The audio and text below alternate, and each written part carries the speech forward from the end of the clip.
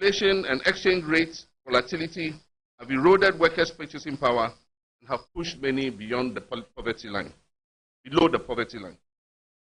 The healthcare and education sectors have also been negatively affected with inadequate funding and deteriorating quality of services.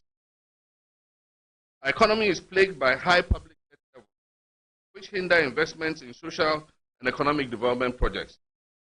And I give you, for example, in 2016, if you shared the public debt of 120 billion among 30 million Ghanaians, each Ghanaian owed 4,000 Ghana cedis.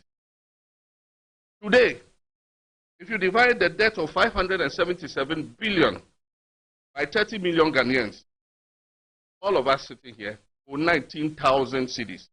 This, coupled with a relatively higher unemployment rate, particularly amongst the youth, exacerbates the challenges faced by our citizens.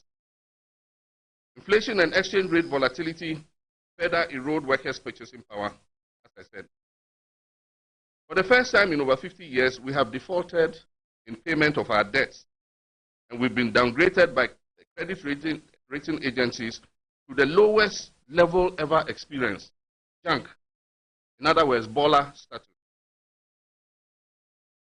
The escalating cost of living driven by hyperinflation, collapsing currency, and rising prices of essential items, including food, has made life unbearable for millions of Ghanaian households who are currently practicing the 001 or 010 or 100.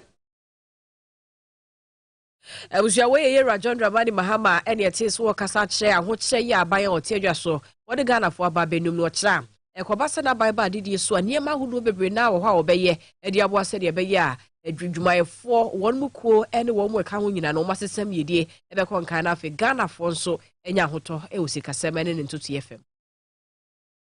The last few years I have been outlining policies that the future NDC government will implement, and the aim is to stop the steep decline in the economy, turn it around, and stabilize it. I've also shared my position on governance and institutional reforms to ensure our country is reset and built into the Ghana we all want.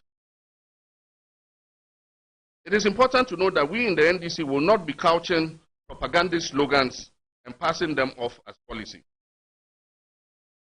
We have much to learn as a country from the disaster that has unfolded before our very eyes, when sections of our population became so enamored with empty slogans and acronyms.